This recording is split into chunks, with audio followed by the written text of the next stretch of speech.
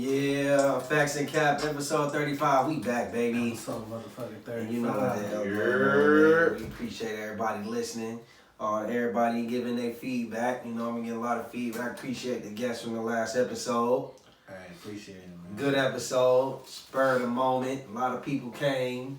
You know what I'm saying? Shit wasn't playing. We just made this shit happen. Just make it happen, man. We had a good birthday. Brandon had a good birthday weekend. Too good, man. Shout out to everybody that came out. Niggas I ain't even asked to come came so shit. We was at Mercer like, bro, what's going on, bro? Niggas out here performing. We doing a lot. And it was a good weekend. Same niggas I ain't seen in years. Facts and Cap. That's big facts. So we're going to start it off, man. We're going to start it off. Prayers up for Tiger Woods.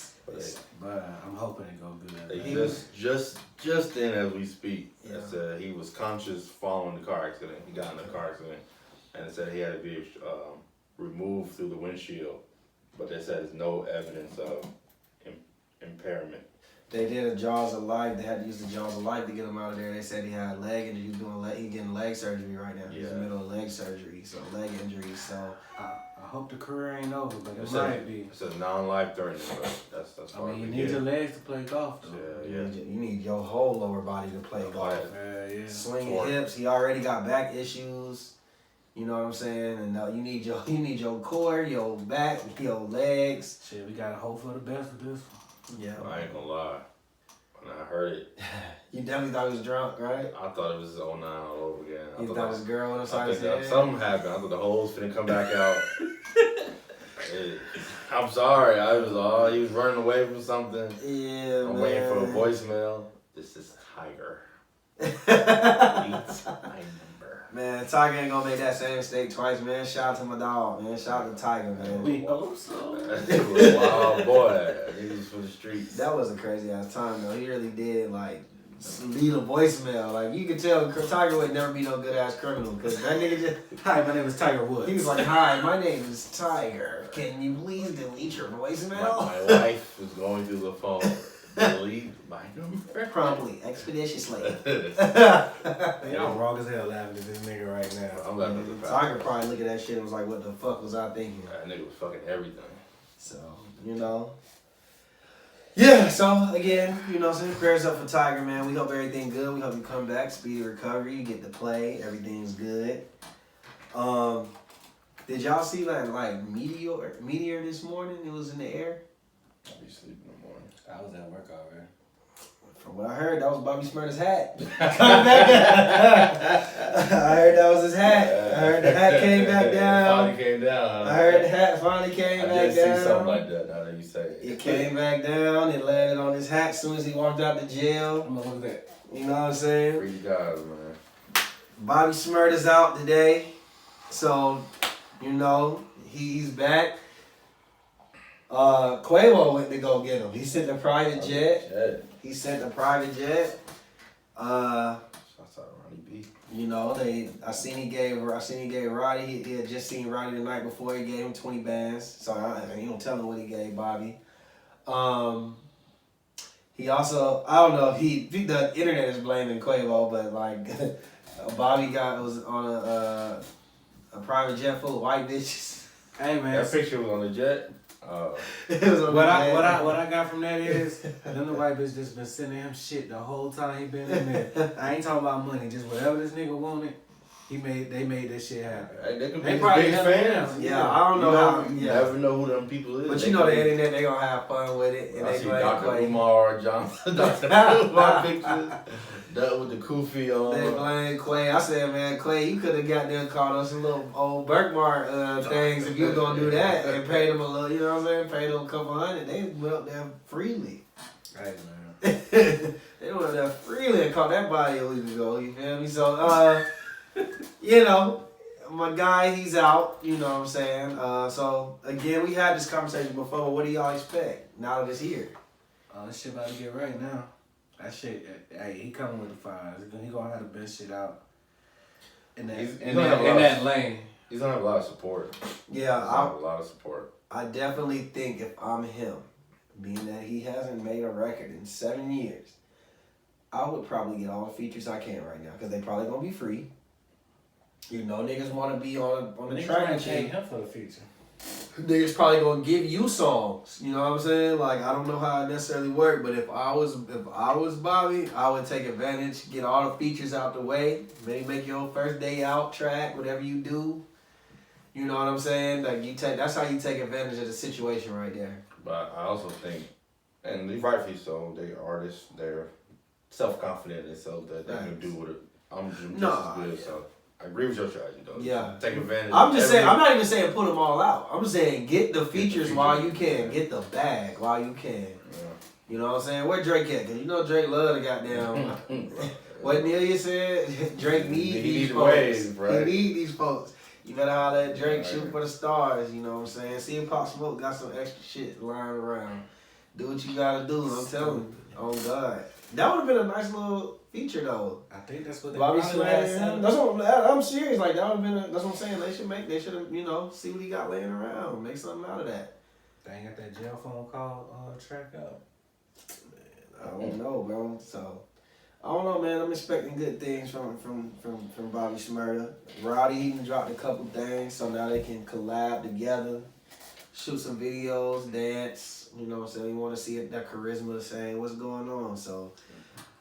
You know, I seen his mom. His mom made 50 pounds of oxtails. Oh my God, Heaven. it's a beautiful Jamaican. That mean the whole block about to be out tonight. What, nigga? The whole Flatbush, we all eating, nigga.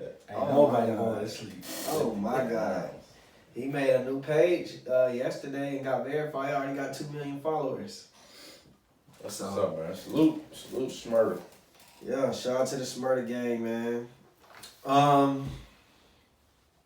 You know, we try to avoid these stories, but you know what? I mean, when it's hot and it's out, it's what's going on. I know maybe not everybody want to hear it, but 69, bro. It seems like he's all in with the disrespect now. Because he's taking it to new levels. He's taking it to new levels. I don't even know how it started, but of course he's always targeting the Chicago gangs. The Chicago artist. And it's usually the same culprits, 600 Breezy, and King Von. You know, he went at King Von, what's the name? Dirk and Lil Reese and 600 Breezy, they cannot hold their composure, like, when it comes to this nigga. They hate this nigga so much. So anyway, it seems like he's been all in. You know, my theory is that 6ix9ine, he can't get on playlists. He can't get on playlisting. He can't get on radio. He can't get on nothing, right? So basically, YouTube is his friend, and he dropped it, and then the Meek Mill shit happened, and it just seems he lives off of controversy. So basically, what he's trying to do is he's trying to double down on the disrespect. He's trying to go all in this time. So I feel like I seen him. Like he took that Meek shit and ran with it because people didn't take the side of Meek. I wouldn't say they took his side, but they didn't take the side of Meek. So it seemed like they put a battery in his back. And then he started running down on fans. Like fans who recorded like as he was leaving or some shit like that. Just civilians. And he's recording. Of course, he has a security. I seen the day he was recording. He was somewhere in Miami and he was like, I'm outside, you know what I'm saying? He was standing by his truck, security there. And he was like, I'm outside, where they at? He recorded he was on a boat. Allegedly today, he sent King Von's sister a picture of King Von's autopsy in her DM. Like, I feel like he's trying to bait Lil Durk. He's trying to bait Lil Durk because Lil Durk has been ignoring him. He's the only one that's doing what everybody else should do. The thing is, I think because Lil Durk, what's that? I told you Lil Durk hot this year.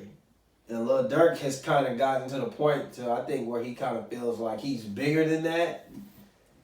So he don't really have to, respond. And I think that it's working for him. And I think that 6ix9ine is trying to... I kind of feel like what Lil Durk is doing, it's just... He's not like you can't let that shit bother you because he know he can't get his hands on.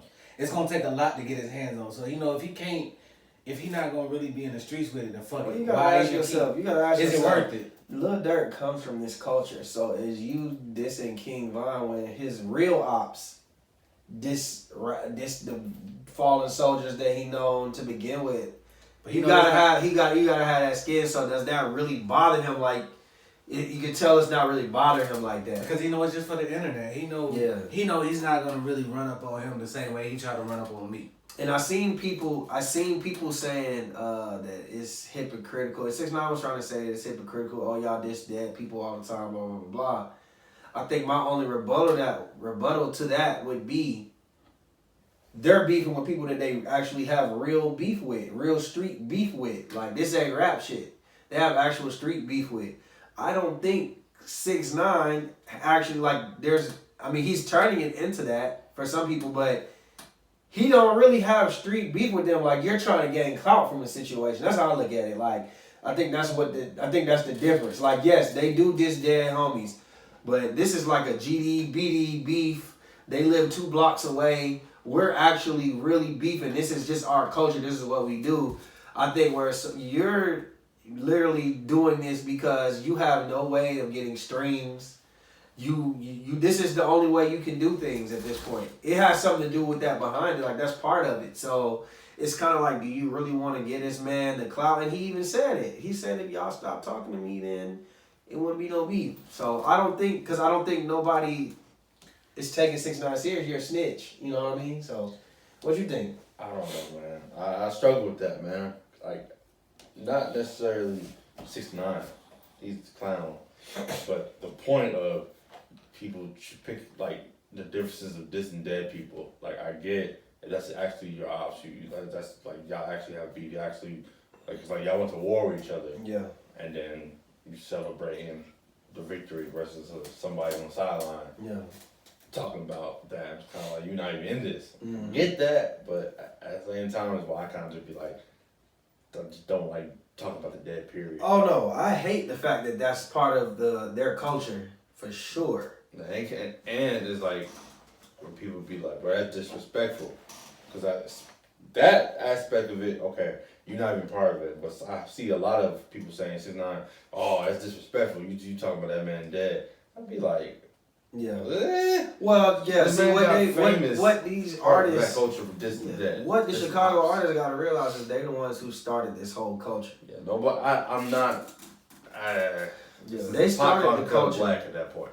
They started the culture. Now, all I'm saying, I'm not defending them. What I'm saying is, as far as 6ix9ine, like if I'm Dirk, I see why Dirk's not saying anything back. Because at the end of the day, you have to come to the realization that you're not going to catch, bro, at least for a minute, until the money slow down, you're not going to catch him without security. You're not going to catch him being live anywhere that he is. Yeah. The only time he just went live is when he was in the middle of the fucking ocean. So it's just like, why waste your time? That's why I'm like, nigga, Reese, you showing guns and shit. Like, what is your purpose? Like, you're not going to catch him. He's been to Chicago. He's been to Chicago. He's been to Chicago. We know how he's rocking. He got the presidential clearance, nigga. They clear off all the blocks when that nigga comes. No, I'm saying he running around scouting the block. He ran That's there all for he doing. 18 seconds and dipped. He's scouting the block. But He's scouting the point is that he knows how to troll. Yeah, it's like, yo, you know, like somebody's gonna feeding that shit energy, bro. Yeah, man. Just at the end of the day, if you catch him, you catch him. That'll be a sweet day for you. But it's feeling like I'm watching 600 Breeze say, you gon' die. You gon' die. Now, what if you do run into him? And you kill him. And you kill him, now they're looking at you. Like, why even sit there and even put that on yourself? Like, just leave it alone. Now you got premeditation. Pride, man. I feel like niggas he talking reckless. I mean, but y'all niggas talk reckless too, so I get that standpoint. Now, the thing about what I don't respect from 6ix9ine is that it's not, y'all are playing a game with 6ix9ine knowing that he's not about that life. As far as what the details have shown us. Like, you're not about this life. You was fake. You was a fake blood. When niggas brought real pressure to you, you folded. You know what I'm saying? Why play this game with him? It's just more so now. I feel like shit. When you see him, handle your business. I don't think nobody gonna call you a bitch if you walk away If you see 6ix9ine, especially if you laugh like yo. No, I expect those niggas when they see 6ix9ine for something to happen. It depends on where. 600 Breezy. Talking heavy. I mean, they gonna have to. He literally Lil gonna have Reese, to. But they gonna have to. He's gonna be spooked. But he's gonna have to come back to old block, and he better have the whole army with him. He's not never. That's what I'm saying. But I'm saying like he's gonna have to have like they gonna have to have that many niggas with them even to touch him. Like this nigga's really almost untouchable at this point. All you need is one nigga with a gun. Sniper. And shit, all you need Somewhere on the is roof. one or two niggas with a gun. You go to all block and these niggas spot you. You think you safe? Them niggas get the busting at you. Then even if you don't even have to hit them. If you just say, yeah, we ran 6ix9ine off the block, it's gonna look bad, especially if it's on tape. It's gonna look crazy on them. So I just say like, and I don't encourage no violence, but I'm just saying that's where he taking it. Like he better be prepared for that. Nah, it's past that. Like Yeah. Like I can just only imagine people close to Von how they take that, but It is what it is. It is what it is. King Von was one of the most disrespectful Chicago artists. That nigga said, if I die, I'm gonna go to heaven and beat up Tuka. So I mean, I got my theory on that is just people with the backlash is who you like. You get. It's about. I mean that's a fact. You get way with certain shit if they're likable. That's a fact. I mean, just just deeper than that. Honestly. No, it's not. Just look at the whole situation with King Von. If it was the other way around, bro, Quando Rondo niggas wouldn't give a fuck. Quando Rondo out It's here. been the same thing. Like you can't get mad at it because them two had a beef. So whichever side did whatever. I mean, niggas can be mad at Quando Rondo for saying what he's saying. That's what I'm talking But about. it's like you can be mad if you on his side, but at the end of the day, me as a regular person watching it, I'm not taking it as disrespectful as 6ix9ine doing it because he's not. There was no beef. There's no reason. There's no street beef for him to be talking as crazy as he's talking. Yeah, no, but what I'm saying is where he's saying most liked. What we're saying is if King Von, one of his homies smoked Quando Rondo, it wouldn't be no outrage. When King Von died, niggas was on Quando Rondo head, oh la la la.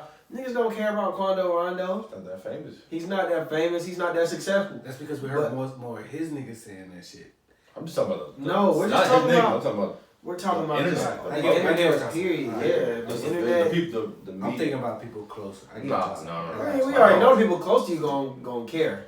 They gonna, you know what I'm saying? They gonna be ready. You know what I mean? But we talking about just the overall Perception outlook. Yeah, of the weekend. So. Yesterday, was that yesterday? 42 Doug, Roddy Ricch, shooting the video in Atlanta. Shots ring out, 3 people hit. For about an hour, we didn't know who was shot. We was like, damn, niggas out here shooting at Roddy Ricch, but they ain't trying to shoot 6ix9ine. That's all the shit, that's all you seen on the internet. Like, damn, niggas trying to shoot 42 Doug, blah, blah, blah, blah. They was somewhere in Southwest Atlanta, shots rang off, 3 people hit. I think all 3 survived. I think everybody's safe, everybody good. Just kind of show you how wild the weekend, how wild Atlanta has been getting during the Quarantine. During the quarantine. I think right now we at peak violence.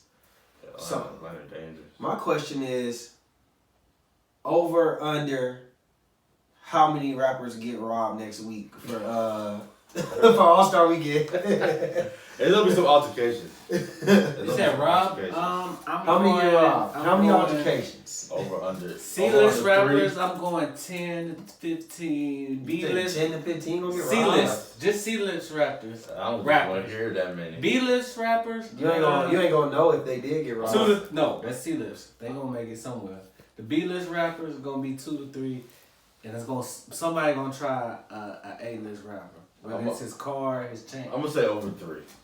Over under so 3.0 over under. There's gonna be 3 stories. One big one. I'll punch with 3. I think maybe it'll be like an attempted chain snatching at the club. You know what I'm saying? Somebody doing a hood club, so they might be over on goddamn. You know what I'm saying? Club Crucial somewhere. Somebody getting that charge. Look, and it's trouble, right? Because I done seen all these clubs with new names and shit. They been waiting for this shit. They got their artists. I see in clubs in Marietta. We got clubs in Gwinnett. Like, All-Star Weekend is about to be lit everywhere throughout the whole metro area. Are we counting car break-ins?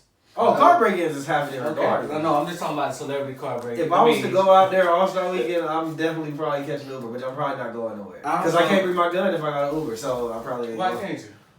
Where I'm going to get in the club with my gun. Oh, you said it. You know what I'm saying? Wherever I may be going, I need my gun. And damn, you don't want to put your gun in your car because niggas, niggas is breaking in cars. So I ain't going outside of our normal Friday spot that weekend. Yeah, I mean, shit, I got a cousin coming, so I might deal with that during the day. It's like, what's up, nigga? Blah, blah, blah. And then take my ass back on to the north. You feel me? So I read about it on Twitter. Yeah, it's definitely gonna be some shit, man. You know what I'm saying? Stay home. Where Rich the Kid at? I feel like Rich the Kid. Jesus. Shout out to Rich the Kid, man. I'm fucking with you. You know what I'm saying? Not really. But yeah, so what we got next, man? Oh man, this one hurt me, How'd man. your kids? How'd you change? We talking about breakups, man. I'm ready. This one hurt me, man. Safari. You see what Safari said? What Safari said? That's the worst decision he ever made. He said that getting married was the absolute worst decision he ever made. He put that shit on Twitter today. You know what I'm saying? And then, you know, Erica Mena, she said, oh, so she want to be like a girl and come around to the net. Blase, blase, blah. Basically, you're the most inconsiderate person I ever met, even when it comes to your daughter, blah, blah, blah, blah. So I guess my question would be, like, I don't even know if I have a question for that. Like, what do you react? What do you think? What do you think about that situation? I think this weekend I'll be back together. My thing is, piggyback on what you just said, is like, have y'all seen Erica Mena? That's why you put up with the crazy shit. It's like, damn, I can't stand this bitch. Shit. Yeah. You just walk right back. Like, I know my lesson. They do this shit all the time, too. too. That fine. Like, whereas, like, She ain't. shit. Whereas, They like, do this shit all the time. You put up, and then it's like, I don't know, people are attracted to toxic shit too. So Yeah. Like, What Cardi B said, he loved a toxic bitch.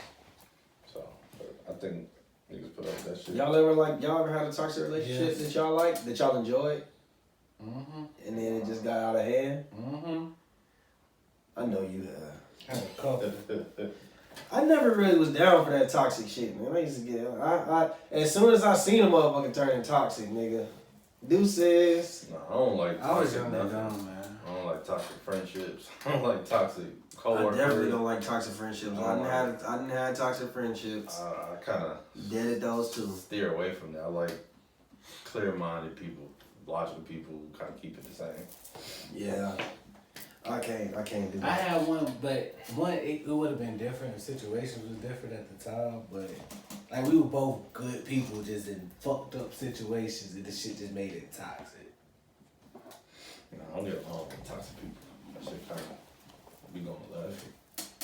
Yeah. So, I don't know, man. The toxic shit, I'm not for it. But Erica Mena and Safari, they'll be back together. I give them to Friday, Saturday at the latest. Safari, What about you the watch real breakup? Safari, you a catcher too. You probably mad emotional. You know what I'm saying? You trying to just figure it out. She probably like, you know, cussed you out this morning and you said fuck that shit. You know what I'm saying? But you'll be back. Cause I mean shit, you stayed with Nicki Minaj for how long? You talking about you getting beat and all that shit. It gotta be you, my nigga. Both of them. You out here getting beat up and all kind of shit. That was She shit. came from the Bow Wow shit, the other nigga shit. Yeah, they said they both look crazy, man. You know, them Spanish women, they got a little feistiness to them too. They got a little feisty side. Fuck we both. You know what I'm saying? He Jamaican. Jamaican and Spanish don't seem like it's supposed to mix. Hey, a Jamaican man and a Spanish woman. That's just like That's the ultimate like violence. domestic violence right there. They probably biting each other and shit. You know what I'm saying? You know, I don't know. Anyway, another breakup, man. Kim Ye. The divorce is going down. They said it's amicable. They literally got everything, it seemed like, from what they said, already laid out. They've been together for about 7 years.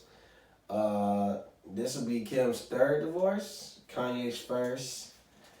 The only thing I got a question about that is, y'all think we still gonna have like church yay, or we gonna get some blame game yay? You think we gonna get some? Nah, he about to leave that Bible shit alone for a minute. Definitely get back in his bag. Yeah. Get back in that. So you think he did all that just because of her? Do you think he's gonna get to? I don't think he did, because he always had a gospel background. Yeah. Like, but I just think he get shit, like tragic shit happen. Yeah.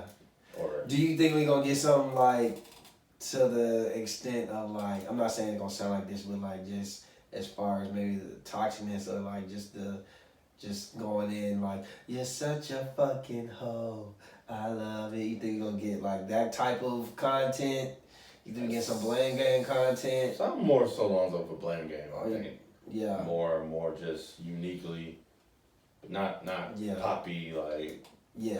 dumb bitch, dumb bitch. He might have a verse like that, but I think the big ones will be more like a blame game. Not nowhere near a blame game, but Yeah. something like that. Creatively. He's definitely gonna find a way to take some shots. I just feel like he's gonna get real deep with the shots, but not disrespectful. Now, I'm still his church. I don't think he means to be disrespectful. He can't help it. I mean, he's gonna say some He don't shit. even know he being disrespectful. He gonna take some jazz, but it ain't gonna be like some knockout punches type shit. If you get what I'm saying. Man, all it take for him to make a beat, and then him and Pusha T gonna get on the track. Don't let Pusha write your shit. Then we get the disrespectful shit for sure. Man, we didn't talk about Sci last week. I wanted to talk about that. That go along. That shit was was That shit was crazy. fuck.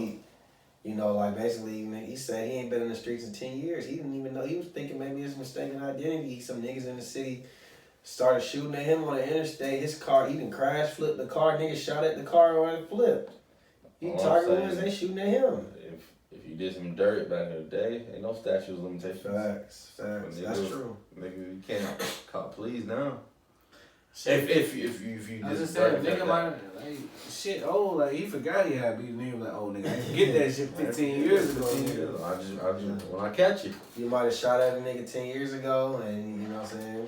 You never know what he did. A nigga see you blow up and like, wow, this nigga really big, and he shot at me 10 years ago. The phrase on site, when I see you, it don't got no expiration date.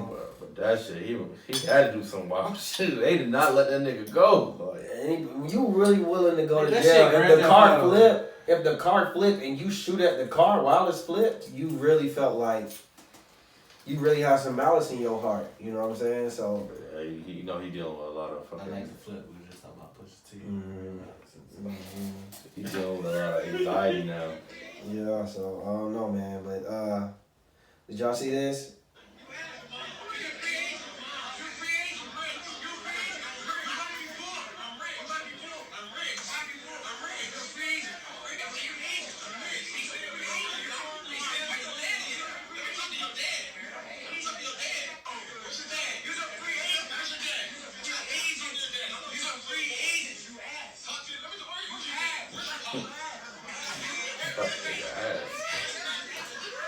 Alright, so basically Cam Newton, I don't know where they was at. I'm assuming maybe they was in Georgia.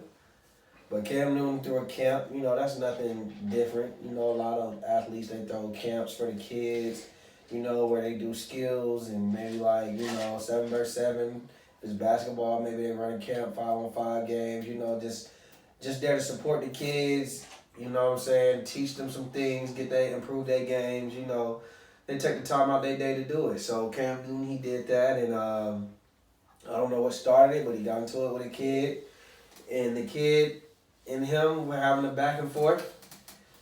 The kid was telling him he's a bum, he's a free agent, you about to be broke. Cam engaged at first, and basically he was saying I'm rich, and then I guess he realized. I seen him later say he realized why am I arguing with a kid? Where's his dad? I need to talk to his parents. Because he's disrupting the whole camp, shit like that. I even seen Cam released another video. Kind of showing him even still trying to talk to the boy, and he was standoffish or whatever. So the boy, he ended up, after the backlash, he ended up putting up a post. I'm not going to say his name because he a minor. So he put up a post. Let me see if I can read the post. I think I got it. He said, first and foremost, I want to express my deepest apologies to Cam Newton, my entire organization, and my coaches for my actions at the 7vs7 tournament this past weekend. I did not intend for it to go as far as it did. First, I would like to start off by saying my parents never taught me to be disrespectful to people. As a football player, I let my competitive side get the best of me, and it was a huge miscommunication. It was in the midst of a moment, and I realized how a lot of you took it as disrespect. I never meant to humiliate and let anyone down. I am very appreciative for the 7vs7 to even allow me to be a part of the community and allow me to be a part of the team I am currently on. I realize this can dictate my future as a young man, having very big dreams and goals, but I will not allow this to stop me from getting where I need to be. So again, I apologize, and I hope I can be forgiven. What are your thoughts? I'm conflicted, man. Like, I hate how, like, everybody act like that shit ain't, like, a big deal to me. Yeah. It's not a big deal at all. Like in competitive sports, niggas, people, everybody, they talk shit. Yeah. They talk shit, they get into arguments. Now, you have an adult and a kid. That happens all the time. Colin Sexton was arguing with, Penny Hardaway. It's competitive. He said your son's a bum. Your son's a bum. It happens. It's just competitive nature. Now, Cam gets highly scrutinized at first because the video came out because I guess I'm rich. Maybe it wasn't the best thing to say, but in the means of them just having it, it's not a big deal. I mean, somebody's calling you a bum and saying you about to be broke. So I'm not about that, but at the same time, I get once it's played out in front of the world and you're a role model. And you see all the things, it's like you have to understand your position as Cam. So you can it could be a teachable moment. Yeah. But as a bigger picture, it's like, man, everybody need to get some tougher skin. You don't need to apologize. Well, I was tripping a little bit. That's it. I'll say this. Apologize, affect my future. What? Well, okay. I'm gonna say this. It's wild to me. I'm gonna say this. Wild. I agree that, especially somebody who's played sports, if you played any type of organized sports or even just played at the park, you realize that where it can go when you talk shit. But there's a reason why a lot of times you see that people, like, the shit they talk don't leave the court, or it's not supposed to leave the locker room, because once it does become a big deal, people look at you crazy. You know what I'm saying? So especially as far as a high schooler arguing with Cam, I'm gonna put it like this. If I'm his parent, I'm not sure. I'll be like, son, I understand, but you do need to go apologize. You need to apologize because you know that these scouts will look at that shit and be like, oh, this man got a character flaw. And you can get another kid just as talented to come to your school. Like, it can, I don't think that it should be like that, but that's just the way it is. Especially you being a young black man. You know what I'm saying? Because then once you get that, oh, he has an attitude. He has an attitude issue. He's the boy that argued with Cam Newton. You never know who's watching. I agree if you're borderline. But let's just say hypothetically. Of course, we know the politics. We know the politics. That can help him. But see, we know the politics about it. But he don't look like he graduated no time soon. He's a star in his own team, so yeah, he apologized. This thing here, really, I didn't really take it serious because I didn't see what led up to it. Now, if they was on the field, that's a fact. And somebody burnt him on a go route, like Cam got caught slipping and then he called a pass on him. That's some shit you talk, like, you do that. Like, time out. I will say this too. When the video that Cam put up afterwards, he was still trying to talk to old boy, and old boy was still kind of. It became a scene. It became a bigger scene though. Yeah. He was still trying to talk to him, and he just taking everything personal. So, dude, we all had that player on the team that's just angry. Yeah. I don't know what you got going on at home, or maybe your competitiveness get to you a little too much, but put it like this, you don't want to be looking like that Odell, Josh Norman, because once they peg you got an attitude problem, they get at you. So you see how they did the Odell Beckhams, and like, imagine if this boy go to college next year. I don't know, let's say he's a senior, he go to college next year, and they might bring up the clip in the middle of a game, and then he have an attitude in the game, and that's just stacking on to it. So the last thing you want to do is just, if I'm the parent, I probably would have made him issue that apology and just keep it at that. But see, my whole thing about the apology, if it was just some like a 7-on-7 tournament, I've played with NFL players like that when I was in high school and they, if it was just something like that, we're just playing and you got mossed out there by somebody else on the field. He was on the sideline, clearly. He ain't had nothing to do with that. That's where the jokes, like you joking, he took it too far, but I don't feel like that deep of an apology was necessary. And it also wasn't an altercation that looked like if they had video of him defending a receiver and Cam's chattering from the sideline, yelling at him, and he's yelling back to Cam, I think it's different. Like in the middle of competition, but being that they're on the sideline, kids got their phone out, recording it. Now it's a scene. Yeah. It's the same, but I get it. I get it. I agree with y'all. I apologize. That's what you said because the narrative we paint on it. Right. But I don't think my apology is gonna be that deep though. It's not gonna be that deep. But I would just say is like depending on how good the kid is, you can use that because you can be known as a kid. I was like, you can. Oh, now you're good. Yeah. It just gives you attention. But if you're already good, that's a good position. Now they gonna watch you even more. He better get out there and ball. That's it. Now you get the camera on. Because if you get out there and you're trash, then they're going to be like, man, you were talking that shit to Cam Newton, and that nigga goddamn got all the goddamn accolades. He a champion. You know what I'm saying? He'd have been to the Super Bowl. He won a national championship. He went in college too? Yeah, he won a national championship. One of the best years ever. Yeah, it's like, bro, you better watch you. And I think that's another thing. If he was arguing the fucking just a bum backup quarterback that's been backup all his life. Mike Trubisky. Yeah, Mitch Trubisky. If he's arguing Mitch Trubisky, nobody would care. But if you arguing with Cam Newton, who's arguably had one of the greatest college seasons of all time, he got a championship in D2. You know what I'm saying? He's got multiple championships in college. You got an NFL MVP.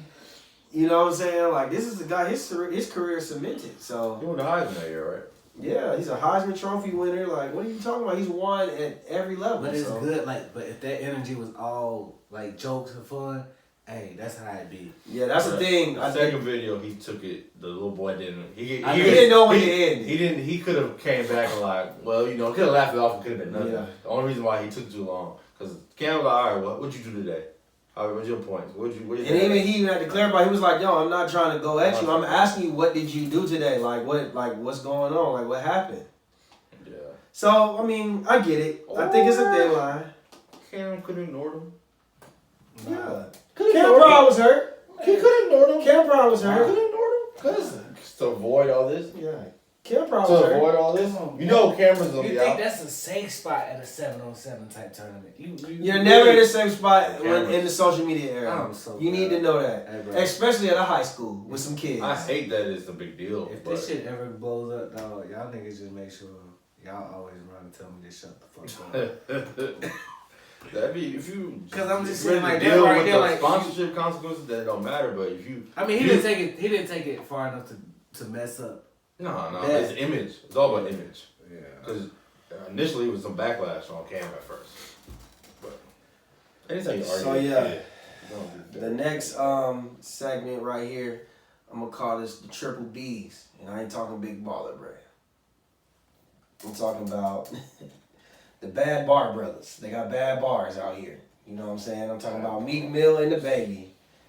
So basically, this week they didn't have some badass bars. And people have had their own interpretations of them. And it's gotten them some backlash. So who y'all want to start with, the Baby or Meek Mill? I'm gonna start with Meek. I'm gonna start with Baby. Because Baby's button is bad. I'll say the best for last. Yeah. Alright. I don't know what the Baby said. The Baby, he put out his own the beatbox freestyle. You know what I'm saying? You know, the spot. Spot 'em got him. Spot 'em got him. And in the video, he said, he's rapping and he says, "Nigga, you a bitch, JoJo CY." And he had his phone, he had a picture of the popular YouTuber for the kids.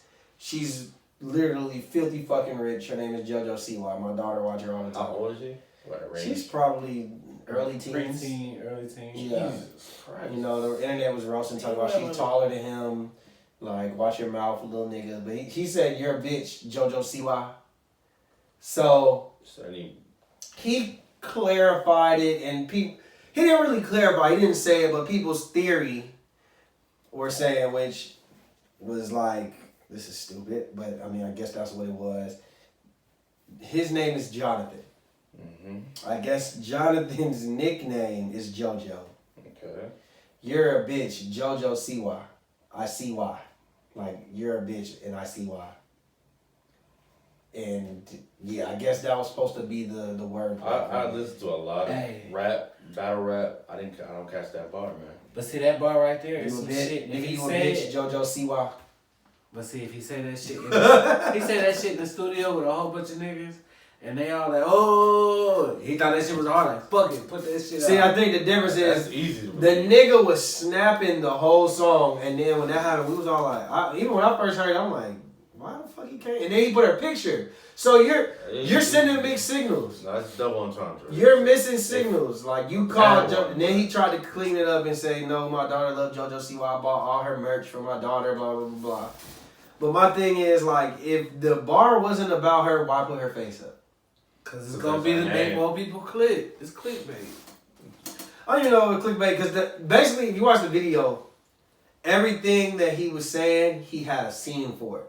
So he was like he even said, like, I'm saying big words like T.I., and he had like a picture of T.I. too. So like every part of the video, yeah, everything. So if I'm starting to understand, his nickname is JoJo. He's saying you're a bitch, JoJo. I mean I see why you're a bitch. Okay, I get it. And also, but the JoJo see is a bitch. It's an entendre. It's a double entendre, but. And you put the picture there. You literally did. But that's the thing, it's a double entendre. So while you could have also meant that, nigga, I'm JoJo. You also, when you put that picture up, you put it out there like you're a bitch, like you're a girl, like JoJo Siwa. You know what I mean? Like you put that out there. That's basically what you meant. You knew what you were doing. Yeah. You knew what the bar. And the baby's history would show that that's something that the baby was saying. So, I don't know. But that one wasn't that bad. He didn't receive that much. Now this guy, but Meek Millionaire, fresh off the 6ix9ine. He got a project coming. His song came. He had a song that dropped, and I think that song had a little baby with it. I don't even know what the name of the song was. Basically, Meek Mill, he said, if I ever get caught lacking, I'm gonna go out with my chopper like I'm Kobe. So, not only is it disrespectful, so Kobe's wife actually responded, and I'm gonna read what she said, and I'm gonna translate in nigga terms what she said. I'm gonna try not to laugh at one part. She said, "Dear Meek Mill, I find this line to be extremely insensitive and disrespectful, period. I'm not familiar with any of your music, but I believe you can do better with this. If you're a fan, fine. There's a better way to show that your admiration for my husband. Jesus that Christ. Lacks respect and tact." So basically what she said was, nigga, I don't even know your music, nigga, but that bar was trash, nigga. Find a new way to make some raps. Nigga, don't disrespect my husband out here, nigga. You a fan, be a fan. Yeah, like, nigga, you know you could have kept better bars than that. You coming at my husband with them weak-ass bars. I'm not familiar with your music. I know it hurt his feelings. He said that. Yeah, you came at me with these weak-ass bars. Yeah, bro. Kobe was from Philly, and I never heard him play a Meek Mill in the house. I mean, listen, that is kind of real. Like, he's from Philly, and she not even familiar with you, nigga. But I saw another nigga say, yeah, that nigga was cheating, and you ain't seen that either. But oh, that's here lame ass niggas. All right, now the only pass I will give Meek Mill. He didn't put that in the bar. So that shit might go. So everything we saying, I agree with until I heard today that the song was never supposed to come out and it was leaked. Is this like a Drake leak? Or so my thing is, I kind of give it a little bit more. I feel like this: when you're making a song in the studio, say what you say. Let your team figure out, something like that. Nah, this shouldn't go out. You shouldn't say that. It's a rough draft. Yeah, it's like a rough draft. It's not fighting. But if it gets leaked, then, you take the backlash. I think the problem was how. I don't know if he was trying to speak on Tekashi, and it was just bad timing, or if he was literally talking about her because he was like, "I'm about to go back in savage mode." Fuck your feelings. Yeah, like she made the post. 20 minutes later, he made that tweet. Yeah, I really felt like he was going into Tekashi. He probably. But this is Meek Mill we talking about now. I said it's Meek Mill. That's a Brian. She said, "I don't know your music." He felt tight. He felt tight. In my opinion, I feel like he said that shit on purpose. This ain't the first time. They was on Pooh Shiesty ass. But that right there, Kobe wife. That was on. Yeah, I mean Drake, but Drake apologized because Kobe. My thing is, Kobe checked him. Kobe's wife checked him. When there's nothing else to argue about after that. Once they feel like it's disrespectful, it's a wrap. Don't say nothing. Listen, we'll be shooting in the gym. Listen, I get it. That shit was perfect. Like, listen, it's a good line from us. But at the same time, think about Kobe going through a goddamn divorce, or he trying to reconcile. That nigga say, "You fucking me up, Drake." Yeah, he said, I think you should respect women. That's what he said. That nigga Kobe said, "Hey, Drake." Hard bar. Hard. And think about it. Think about it. That's your wife. You got 3 girls. That's my wife. That's my life. That's your wife. You got 3 girls. Yeah, that's like it's different. Kobe, if you just follow anything, he put his wife over everything. His family, his friends. That's his best friend. Like he excommunicated from his family over her. So facts. He don't play about. It's a different type of bond they got going on. Nah, I get it. Unless he cheating, but even if he was cheating, that's his business. I don't know nothing. So Vanessa Bryant, no. Backdoor Kobe. So the All-Star votes came out today. Who y'all think the biggest snubs? Do we need to find who the All-Stars were? Yeah, do that so I can tell you. Hold on. You look for the Western Conference, bro. I'm gonna do it off the top of the head, off the hizzy. Okay. I'm gonna do the East, you do the West. I'm gonna look it up. All right, West. Are you talking about reserves or starters? Or period? What's his name? The teams. All right, Western Conference. Oh yeah, I got it. Let's see. We gonna pull it up. Luka, Steph, LeBron, Jokic, and Kawhi Leonard. Mm-hmm. Those are starters. Those are the starters.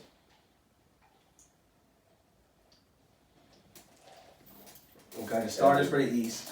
The starters for the East are Kyrie, Bradley Beal, KD, Giannis, and Joel Embiid. You need me to say the reserves? Yeah, go ahead for the East reserves. The reserves are Harden, James Harden, Julius Randle, shout out to him. He been putting in work. Yeah. Jason Tatum, Jaylen Brown, shout out to him, straight out the know. Zach LaVine, Ben Simmons, and Nikola Vucevic. My biggest snub is Zach LaVine not a starter. Who the fuck you gonna start over? Bradley Beal? KD? Kyrie? Bradley Beal. Boy, you a cap ass nigga, boy. They both play for losing ass teams. Look at the numbers. And Bradley Beal leads the league in scoring. Well, shit. Take somebody else out. Zach LaVine should be starting. Over who? Nigga, he wouldn't even start over James Harden. James Harden should be the next nigga up. I'm just talking what are you talking about? James Harden. I'm just talking shit. He on my fantasy team. Give me no. The West reserves: Chris Paul, Paul George, Lillard, Donovan Mitchell, Rudy Gobert, Zion, and Anthony Davis. Where my nigga Trey at? Trae Young, Devin Booker. And, Trae Young, Devin Booker. Some people say DeMar DeRozan. Hell no. Who the fuck watching the Spurs, bro? We gotta be realistic. It's 6 seed. So, but we gotta realize this though. In the West. The fans vote. Okay, so the players and the coaches vote in the starters, correct? No, it's the other way around. The fans vote the starters and the coaches. No, do they? Yeah, you vote for the. Well, the players vote the reserves. The coaches. The coaches vote the reserves. Coaches vote the reserves. Ain't nobody watching the The Spurs. coaches ain't watching the Spurs. They're not watching the Spurs, bro. Let's just be honest here. And I don't DeMar know how good DeRozan, DeMar DeRozan he's is not this year. playing like Devin Booker. He's not a snub. Like he has an all-star talent, but this year, I mean, I don't know, but I mean, Devin Booker will probably be in there because AD not gonna play. Is Zion having a better year than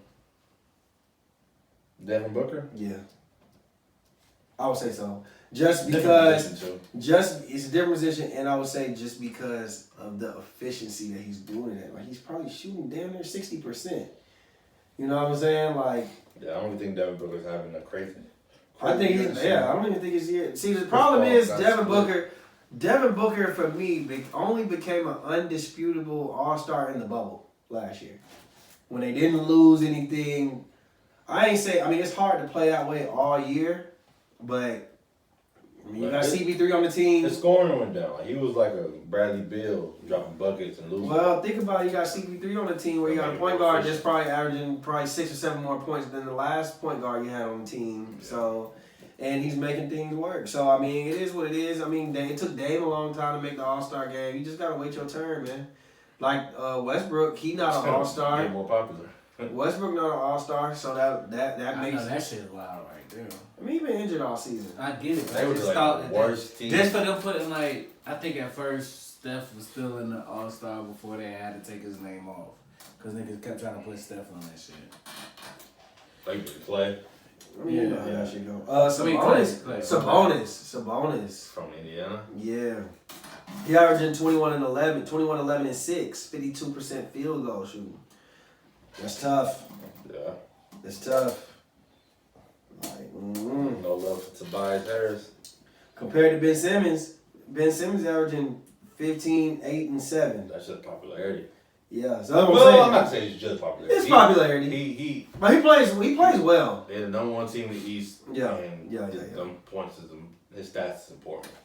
Yeah. And he's a great defensive player. So like, it's just reputation there too.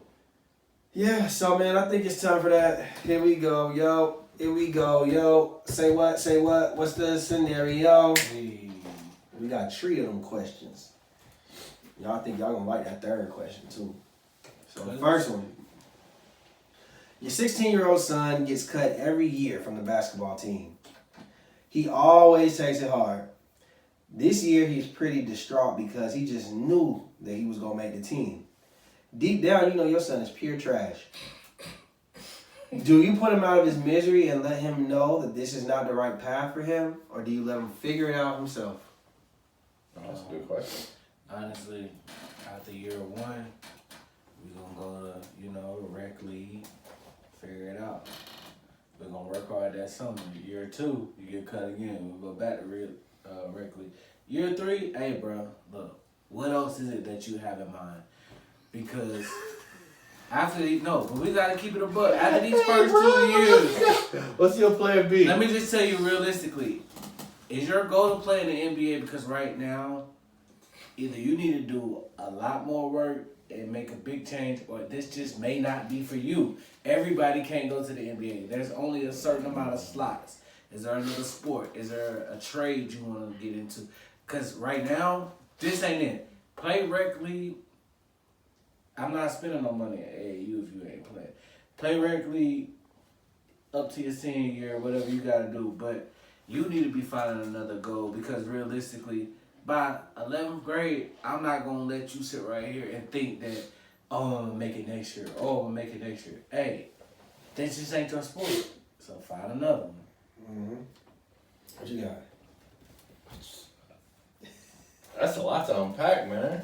Because it's like, I got a facts of cap for you. So when you're should you tell a kid they need to be realistic with a career choice? Yes. So if it's sports, like if it's sports, I mean, I'm only thinking sports, but like, okay, if they're not good at something and I can see it and they're giving it their all. It's one thing if their kid ain't giving it. If my kid is giving it their all and they're just not good. Hey, look, this right here, honestly, from the outside looking in, this just ain't for you, man. I struggle with that, but to answer the question, I would say I'm not going to tell him to stop. Because if he's that dedicated and he's working hard, the only way I'm going to tell him to stop is if he's not working hard enough. So I know he's trash. Like, he don't got it, in my opinion. But if he's going to put in the work to try to get better and try, I'm not going to tell him to stop. Because I feel like, that drive to keep doing something, it may teach you a life lesson later. But something you do figure out that I ain't gonna stop doing something until I figure it out. I didn't say stop, but when you get someone plan B, that 11th grade is serious. Because if you ain't made the team by 9th, 10th grade.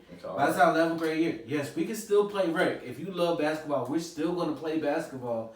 But just know, this is your plan B. You're gonna this is your hobby. Okay. You're having fun, but you need to find a plan A that you know that you want to exceed at, because this right here just isn't the sport for you. So, go ahead. What you gonna say? But I was gonna say, like, in that scenario, I'm not thinking about NBA. He's just trying to make the team. If you don't make the team, you just don't make the team. Like, it ain't like. But like, you're coming home. But you're coming home after every season with the same look. And it's just like, okay, so I want you to keep working, but also look like what other options is it that you want to do? Because basketball, there's only so many players that can get on the team. If your end goal is the NBA, there's only so many spots. I'm gonna be realistic. I'm gonna tell them there's a chance there's only 12 people gonna make it. You're gonna have to work. You got to get better. Yeah. You're gonna have to get better. But that doesn't mean I'm gonna tell them to like. I didn't say stop, but I'm not gonna talk about plan B. That's not an option. I kind of feel both of y'all points. I'm kind of in the middle. So like, I'm a firm believer of laying it all out on the table. Like, say you done been cut 8th grade, 9th grade, 10th grade, and we go on in the junior year, right? I'm gonna let them know. I'll tell you, son, how do you feel? I ask him, how do you feel about basketball for real? Because I'm just letting you know, your chances are slimming down. Especially the further you get into high school, they're not just picking up new juniors, new seniors to be on the team. I'm letting you know. So my thing is, how dedicated are you to basketball? Do you really want to make this team? Because if you really want to make this team, me and you could go work on your game every day. As much as I'm available, we can work on this shit. Nah, I'm about to do that. But that nigga trash wasting both of y'all. You know what? Listen. You can do what you gotta do. Listen. You know what? Yeah, but at the same time, I mean, fuck it. I'm gonna support my kid, no matter how I feel. Now, I would you. If I don't feel I like gotta go out there and work with your sorry ass. No, I'm wasting my time. This nigga can't even dribble with his left hand. I'm like this. If I got a trash ass kid, I'm gonna be like, shit, let's work on your shot then.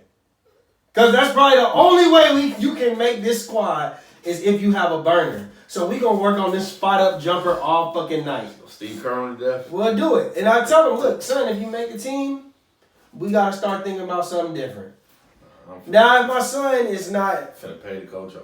If my son ain't really putting in no work, and I'm gonna tell him, I'm gonna be like, son, you ain't putting in no work.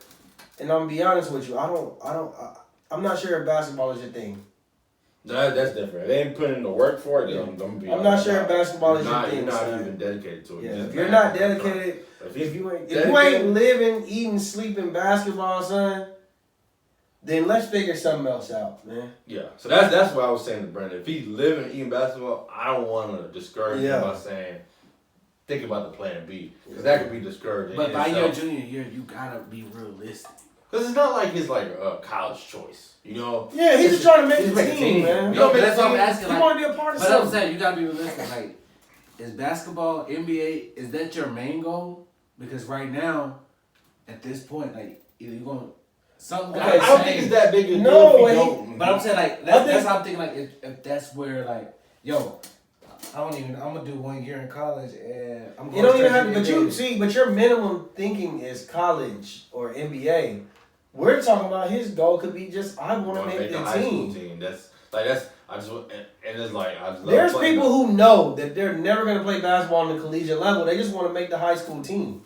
They want to push it and see how far they can get. I mean, if that's your goal, son, then we gonna do that. We gonna try to work to get that. Because it's like there's no real consequence other than, like you say, you waste your time. Just embarrassment for a week. Just embarrassment for a couple of days. Make it, and the time you did was work, was exercise, not wasted. I would never tell them to quit. I'm thinking more long term. But not long term. First of all, if you know you trash, you ain't going to college. Then that's I'm not even gonna lie to that nigga long term. Like if you ain't. I'll be quick to tell my son, you're not going to be a collegiate athlete. I'm just being honest with you. Now, if your goal is to make it on the team. I wouldn't say it like that. Shit. I wouldn't say these are standards to be a collegiate athlete. You got to meet these. Listen. Bro. If my son is coming on year after year hurt and crying and I got to deal with you soaking, at some point I'm going to tell you, son, listen. Your collegiate thing is not looking good.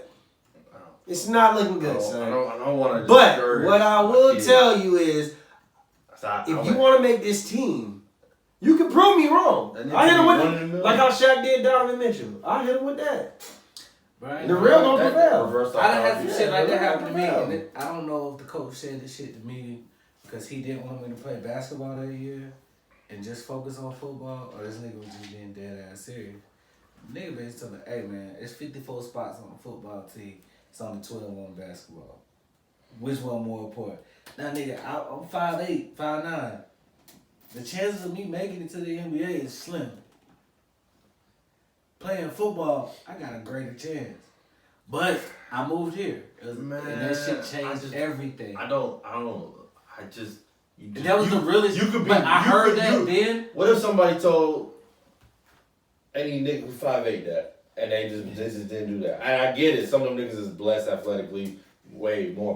But like if everybody was told. If a nigga told Nate Robinson that he played football and basketball, no, he would never made it to the league. But if I would have listened, and niggas to this day will tell you, hey bro, but I wasn't still there. I was here. It was different. I'm just saying, it's a rich reward. Like it's a challenge, man. Cause like I ain't never gonna tell my son not to. You know what I'm saying? Not to go. If that's what you really want, son. Anything. But he never said. My only message, son. My only message. Give you a better option. My only message, son. You either all in or you ain't. So that's the question. Like for his example, you love one thing, but somebody said, "Man, you're actually better at this." But I want to do this. What do you tell him? What advice do you give the kid? So if my son is a better quarterback and he's a terrible point guard. Or he's good at science. He's good at math. He's a great doctor. Or some I would shit. find ways to tell him without trying to lower his esteem sports wise. I'll be like, son, we know have you ever thought had a good situation and left it, risked it, to try something else? I'm gonna go like this. I'll be like, son, I understand. This is like, I ain't gonna say this is not. What advice do you give him? So obviously this is not verbatim, but the sentiment that I'm telling my son is, it can blow up. You gonna be like, oh shit. If he has the sentiment. Some people, my bad. You want to reach for the stars? Like I hate being like, man, this is a safer bet. Okay, so look, the sentiment that I would tell my son is, son, I respect the way that you love basketball, right? The way that basketball has been going for you right now, it hasn't been going your way. I'm not saying don't dedicate yourself to basketball, but one thing I have noticed is that, shit, you a hell of a rhymer. I be hearing you freestyle in that shower. You know what I'm saying? I need you to think about, what are your gifts? What are you talented at? And maybe you should think about what that is. And I'm not saying don't pursue sports, but you also might want to dedicate some time to something else. Now, if you're really dedicated into this sports thing, then we got to go all in. We got to go all in. But if you're not, and if deep down you know that maybe I might not be that guy, then let's figure something else out. So if he has the dedication, your child has to work at this. Yeah. To dedicate. Yeah. He doesn't have the natural talent. He's just not there. There's a lot of people who make the team that weren't as talented. Now I'm talking about career. If he wants a career in professional sports, but he's a genius, he's smart, like he's the straightest dude. At some point I'm gonna tell you the truth. So. You ain't finna waste that time? Yeah. I mean, I think it's like, say senior year, you playing basketball. But you're one hell of an artist. Like you can draw like a motherfucker, or you can cook. You're a nice chef. You don't love it. Okay, I'm gonna tell my son, look, son. He's dedicated. I'm gonna tell you this. But he listened to you. I'm gonna tell you this. You're not a collegiate athlete. Oh, you just gonna stop being real. You got to. I'm like, son, you sitting here looking for a scholarship. I'm gonna be honest with you. From the games that I watched, you're not a collegiate athlete. Now you can continue to pursue this, and you can prove me wrong, and I'll still support you. I don't want you to take this as I'm trying to disrespect you. But at the same time, I've seen other natural talents that you had, and I think that at least in college, until you know what you want to do, you should pursue those in college. Hey, bro, you want to play intramurals? Go play intramurals. Yeah, but nigga. I love hooping too, nigga. I wasn't a collegiate athlete, but I like to go hoop. That's not what you want. Listen, son, it's all about you, bro. That's what you want to do. That's your decision. But I'm just gonna. I feel y'all. You gotta get the best advice you don't can. want to waste that talent from a kid, and maybe they might regret it. You never know. Like, damn, Dad, you knew I was trash. Fuck you, man. I got a cousin right now. That nigga can draw. He artsy. He can take pictures and all that shit. My uncle used to push him into sports because I was athletic, because Gerard was athletic. Clearly, this nigga did not want to be on the field. I'm talking about, bro caught a reception and ran the wrong way. You know what I'm saying? He'll tell you right now, that's not his thing. But that was at an early age. Once we got to high school, he found out what his real passion was, and now he on YouTube and he making a good lick off of YouTube. He's an artist. He's photographer. Like, you gotta know. That's the other way around. I feel like it's easy. That's the parent pushing the wrong way. No, what I'm saying is his dad actually was like, you know what? This ain't for him. This ain't for him. I respect it. He didn't want to do it. But he ended up. I'm saying once you're a parent, you tell your son. Like, he ended up telling him, you know what, son? I respect your gifts. I respect your gifts. I don't think football is for you. Was pushing the cousins to go. Yeah, it's a little reverse, but at the same, I guess the message I'm trying to say is, you have to, as a parent or as a child, you have to come to a realization what you're good at. That's the only message I'm trying to say. You have to realize what you're good at. If I let you get all the way to 18, if I let you get all the way to your senior year and you still come home crying boo-hoo tears because you ain't making the team, well, son, shit, you been getting cut since the 7th grade, bro. I get it. I get it. No, listen. I get the fact that I respect the fact that you keep trying. All I'm telling you is stop putting all your eggs in one basket, because obviously basketball is not the thing. Stop putting your eggs in one basket. I respect that you're going to keep trying and you're going to dedicate time. But I'm going to tell you this. I'm just letting you know that I've seen you with different talents. So if you want to keep trying out, cool. It's your senior year. You want to keep trying out, that's fine. But I'll tell you what, by the time you get to college, too late. You need to figure out. No, I'm saying you need your major. Nigga, you be in here cooking like a motherfucker, nigga. That's what I'm just telling you. If you get cut from, I'm not gonna say if you get cut. After he gets cut, then I'll be like, it's time to focus on something else. It's time to focus on something else. It ain't too late to cook. What else question we got, man? Question number 2. That's a deep question, man. It is. I remember. Hey, that was a good ass question. They said don't tell kids they can't do something. Yeah, I ain't gonna say you can't do nothing, but I'm also bringing up some other options. Sorry ass nigga. Anyway, cook me some breakfast, nigga. Yeah, get my breakfast together, man. Get my brunch together. Me and your mama trying to go out and eat that expensive ass place. Anyway, Jenna and James are a couple that have been together for about 6 months. James, he an ex-player. You know what I'm saying? He ain't never had no trouble getting women. James, he's heavy on IG. I'm talking about he always posting all his friends, whether male or female or woman, on his, they always on his IG story. He one of them niggas. But Jenna notices after 6 months that he never posts her. She also noticed that she's never met any of his women friends. Is something up, or do you understand James' method to his madness? Holmes. Go ahead, you got that one first, man.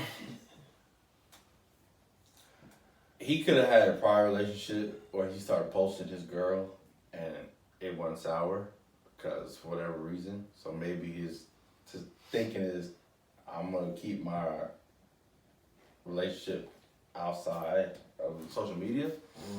But I don't know too many girls that are gonna appreciate that because it just looks crazy. Yeah. So even though your mind is like, yeah, I'm supposed to everything but you. Yeah. I don't know how many girls are gonna appreciate that because after a while, like, you're inviting people to think you're single. Because like people, don't judge the whole social media. Yeah. Yo, so if you post everything else. That sounded cool back in 2012. You post everything else. Like, it depends on what kind of page you post. If you just post nothing but food pictures. Think about it, she posted one time. If he posted her one time, she might appreciate the whole situation even more. Just one time. I know a lot of girls don't post that nigga. Yeah. But a lot of niggas don't care. Some do, but the other way around, I don't know. Let me ask you a too many question. girls. So the girls, you said the girls don't post their nigga, right? Yeah. So the girls who don't post their nigga and the nigga don't care, do you think the nigga doing some shit? Are those usually the niggas who don't get like usually the niggas who are them niggas like got some other shit going on? It depends. Them relationships usually don't last no way. How do you personally feel About posting? Yeah, about posting. Just do what you feel. Yeah. But once you're in a relationship, you gotta deal with the other person. Yeah. So it's like I learned it. Their feelings matter. Yeah. So it's just if it look crazy, it don't look crazy. So if you better make sure you don't post no other girls. You better make sure you don't post. So that's why I said he posting his friends that are girls. Nah, you know what I'm that's not saying? gonna fly. Okay. That's not gonna fly. Alright. And she never met the girls. That's not gonna fly. Let me just check. I just went through my Instagram, right? And I didn't notice this till just now. That's not your situation though. Nah, I'm just saying like how often I post versus homegirls that's around on my story. I went through my page. I've posted my wife once every year for the 5 years it's been. Time out. Okay. Time out. Let me tell you the difference between you though. One, your wife has met your friends that are girls. Most of them. Two, you're not you don't post a lot. I don't think he's necessarily saying he's that, but I guess he's No, trying to make a I'm correlation. not saying that either. Yeah, He's just trying to say, and for his example, Yeah. I guess. No, I'm saying I'm looking at it like you saying like you might not even realize it. Like I did realize until just now that I might have posted her besides the wedding once every year for the past 5 years. But the difference is that's more than enough so somebody who's looking at your page, oh, he's married, wedding. Yeah. Cause it's like But if I'm out, and that's what I'm saying. You just gotta add in the story. That's what I'm saying. I said the difference is he's an IG nigga. So and he posts a lot. So put it like this. I post something at least every other day, right? Yeah. So imagine me, a nigga who posts something every other day. I post my friends, my family, everything, but then I don't post Jasmine. I don't see a problem with it. It's not a problem. She ain't got a problem with it. That's it. I honestly feel like, and she ain't never met my friends, my girls. That's the problem. it's not a problem. That's not wise. If y'all got a trust in y'all relationship, it's not an issue. I don't think it's no issue at all. I think it's kind of crazy. How? That sound good. Because it's setting up. I could do this now and post up female friends that she hasn't met, and it would not be an issue because it's you're a on her trust. page. So It's you, a trust for that scenario to work, you have to delete everything her off your page. Yes, you're married and you have pictures of your wedding on there. Your wedding. You got pictures that you have, you got pictures that you have a son You on wouldn't there. have to do nothing. Take my Facebook. It ain't much on there. It's not much. That's a good theory. All I need is one. That's a good You theory. realize that, right? But you don't know. All I need is one, and that How still long might not work. How long you and Kelly been together? We going on 5. So y'all going on 5 years. So in For the 5 years, years, you ain't once. posted nothing. And it would not have been an issue. That's cap. That's cap. I guarantee. I guarantee that's cap. I don't even care what Kelly say. That's cap. I don't even care what Kelly say. That's cap. And I guarantee it's less pictures of me on her page than I got on her. I said it's her different. own You didn't page. say that. Talking about dudes and girls. Even It that. would not have mattered. Cause I seen If If I you- didn't post not one picture. We're talking about no Valentine's listen, Day. but what you're and not you post realizing. the Happy Valentine's to all my homegirls. First of all, if you ain't never posted her in conjunction, she ain't never met the people that you posted on your page, like you go out and hang with. That's gonna be an issue, bro. She could have met. In 5 years, she might have mentioned, even if it's one time, she gonna mention it. And she gonna throw you a hint. Right. Something's gonna I happen. think that's crazy. Like I said, social media. If you're devil. social, I feel like you can't Instagram. say. I feel like you can't say how she gonna react after you're doing the opposite of what the description is. Barely. It don't matter about barely. Wedding. What I'm saying Even is if it's one you picture, barely. the wedding, that's big. What I'm saying is you barely post in general, so it's a difference. You're a nigga every day. Yeah, you post on your Instagram stories. You might post 3 pictures a year on your Instagram. Not even your story. Everything except her. A nigga That's posts even everything every other day. he's posting something. In my situation, it would not be an issue. I was telling you, ahead, bro. Y'all That's I'm just talking nigga about mine. Cap nigga of the week, man. Ain't no way. Don't test it. That's all I gotta say. We don't need to test it. We don't need to figure that out. I'm with you, man. All right, last question, bro. Oh shit. Cousin Sticky. Shouts out to Cousin. Cousin Sticky and his fiance are a month away from the wedding. And Shalandria, that's his fiance's name, Shalandria. I thought that was in place. No. Shalandria has been watching Facts and Cap podcast. She watched last week's episode, y'all. Shouts out Solandra. She's only been with Sticky her whole life sexually. Oh shit. And she has been convinced by the show that she needs to have a hoe face, or at minimum needs to have sex with another nigga before she gets married. Oh, that's how she interpreted it. How long had they been together? It don't matter. 3 years. 3 years, right? Sticky got him a young one. You know what I'm saying? Sticky 27, she 23. And then she lost her virginity at 20 to Sticky. She just got influenced by a segment on the show. Maybe her girl said something and then she watched the show, you know, it's just in her head, right? So look, she tells Sticky the dilemma and she offers some options. You know what I'm saying? And the options are, let her get a one-time pass with someone, right? Uh-huh. Or let's go to a swinger party. You know what I'm saying? You can do you, I'm gonna do me, let's do whatever we doing together, right? Yeah. Or we can have a threesome with another man. Okay. If you're Sticky, do you accommodate? Do you tell her hell no? Or do you call everything off? Oh, okay. I was about to say, this is an easy answer. We're about to get married. Y'all about to get married in a month. Y'all about to get married? You're a month away. She's never had sex with nobody else. She's getting the cold feet. I get it. I get it. It's more... That's tough.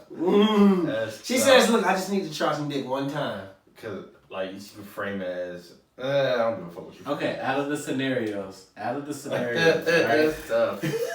If I was to choose a scenario, it would have to be the same swingers club. That's the closest that I would even feel like I'm compromising on. So basically what you saying is you gotta fuck another bitch while she getting dick down. Just for your own. We both conscience. going out like, hey, So let me ask you this for the last time. We just gotta get this shit out. That's it. So do you think that method works? No. Like in general, like you think fucking one more person will make a difference? No. So that's why it's I'm just saying, like, no. but I'm listening. But now I'm debating whether we calling this shit off though. Cause like that's the only debate in my head. Whether it's a hell no or I'm calling this shit off. I'm trying to really think. Cause but you know the only reason why I say this? Because anybody that's ever told me that they got married as a virgin, I look at them crazy. I'm like, how do you know that's what you like? I do. I know a couple Muslims that have. I'm saying I don't know. I know. You never really know. No, they for real. It's a few of them. One of my closest homegirls, she. But I just be like, really how do you really know that you're satisfied? But it's like, all right, that's what I said. At the very least, that's the closest way. Different though, cause it's like if I had met you after your whole phase, all right, we not finna be. I didn't say a whole phase. I said okay. one. So look, I'm gonna say this. Y'all know me. I always try to look at every side of the coin. I try to think for the women. I try to think for everybody. I was told you think for the women. Yeah. Then Brandon think for the men. I'm gonna tell you this. I think the roles. Bitch, you done lost your fucking mind coming to me with some shit like that. I'm gonna give you your option. We either getting married and you shut the fuck up. Shit. Or this shit is over with. You got 2 options. You got cold feet. It's not you got cold feet, bitch. I didn't tell you not to fuck no nigga before me. And you wait until it's a month. I don't give a fuck. Stop listening to a cousin. Stop listening to Justin. Why is you listening to Justin? So what do you forget the options? What do you how you is it a hell no? It's a hell no. So but you still willing to get married if she shut up. Listen, I need to know. Listen, first of all, we about to sit down. Let me finish. We about to sit down. We about to sit down and go real in depth about this. I need to know. I was just playing. I need to know, like, how long have you been thinking this way? We still on for the swingers club? Listen, I need to know how long have you been thinking about this? What are your urges? You know what I'm saying? Like, okay, has my dick not been enough? Like, we gonna sit down. We gonna have a real talk. I'm calling it off because. But it sounded like it sounded like okay. Look, I'm calling it off because it's you always need more dick. that's gonna be subconscious in my head. Yeah, you need more dick. That whenever 9 times I never trust you no more. But you never like her being a woman that's never been with nobody else. You don't ever want her to feel that curiosity of just like having one other person. Like, ain't nobody tell you to lose your virginity at 20, baby. I should have thought about that before I popped the question. No, it's not even that. It's not. I don't even feel like that's your fault. I don't even feel like that's your fault. So that's gonna be the only thing that stops you that could have been with your life partner because that's the only thing. Yeah. One more night, even if you said the only thing like she don't want to have sex with somebody else. Like if she's like just thinking like the psychology of it. Like I don't want to cheat 15 years from now because I'm not terrified and like it's like cold feet, like scared for shit like that. Or nigga, I really just want to try something. Once you bring a presentation to me, once you bring the presentation instead of just telling me how you feel, it's different.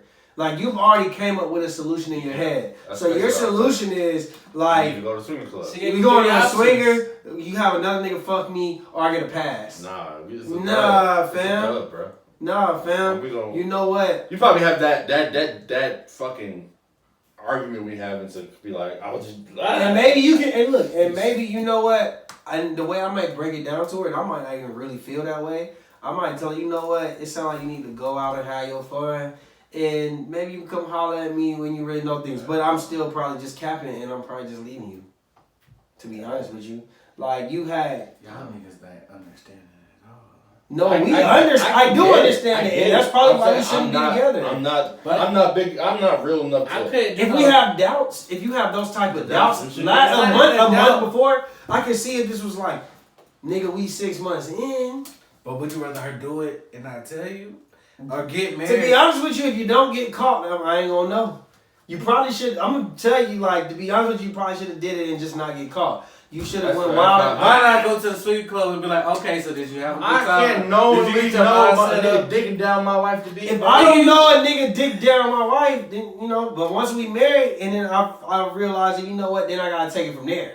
Now that's a new situation. Well, I'm capping here. I feel y'all niggas. But you know what I mean?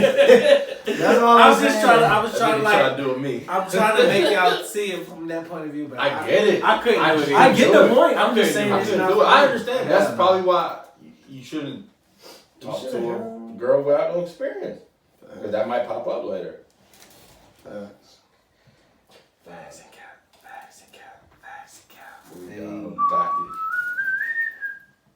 Let's get it.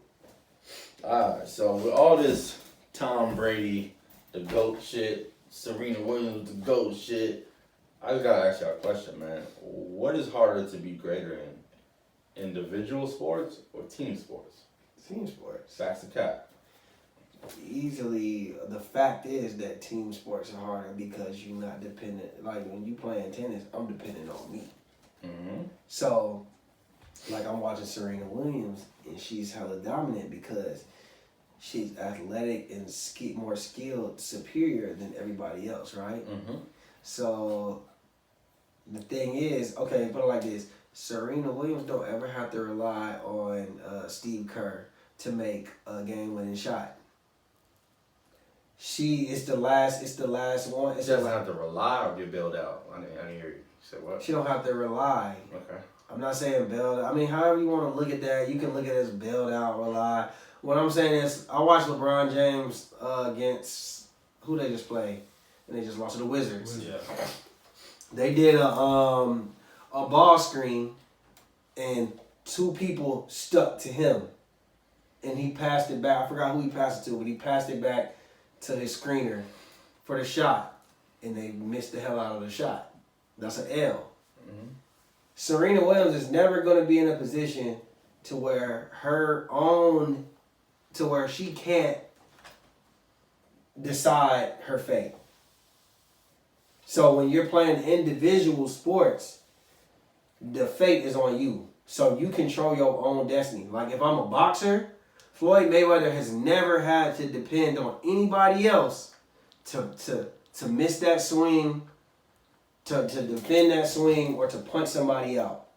You know what I'm saying? But LeBron James, if they played a one-on-one contest in basketball, he'd probably be the champion.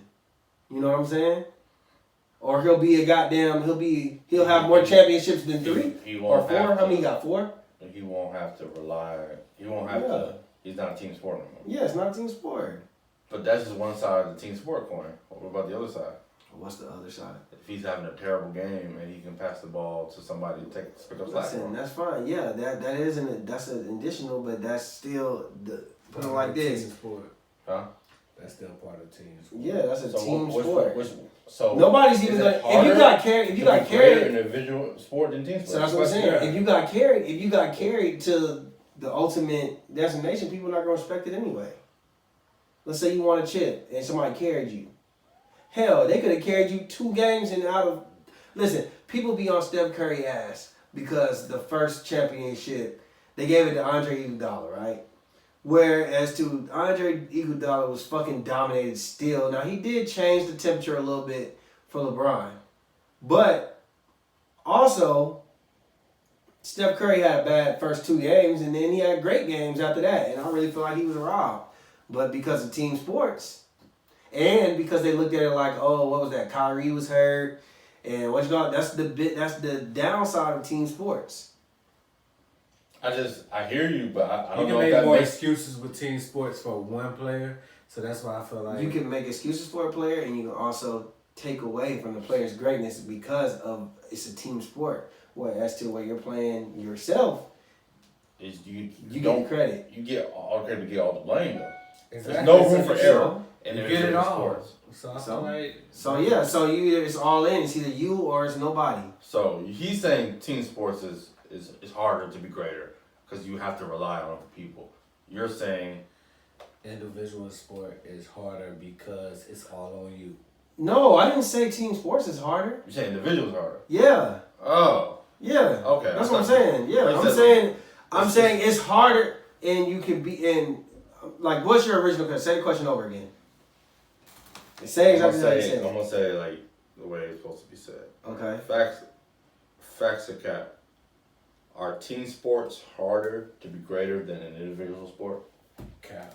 Yeah, that would be cap. I don't think you really said it that same way, but yeah, that's cap. What I'm trying to say is the most respected thing for me would be an individual sport. It's harder for you in individual sport because you get the blame and you get all the. Like if you take Tom Brady and put him up next to somebody that plays an individual sport, I'm gonna have to think about that. So Tom Brady dominating nobody in no individual sport like that. Like it's really gonna be.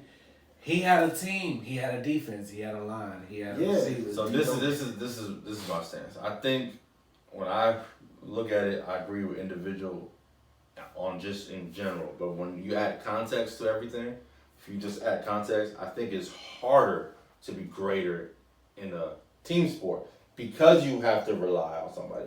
But you have to use that distinction of how great your team is.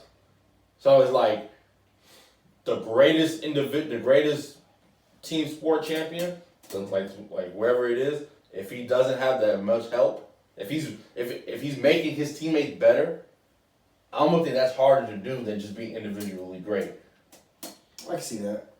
As a being because you're just better than anybody else. But now it's a handicap almost. It could be a plus, but it also could be a handicap. Okay, so if you can win in spite of your teammates, I think that's a little bit more impressive. Okay, so my thing is this.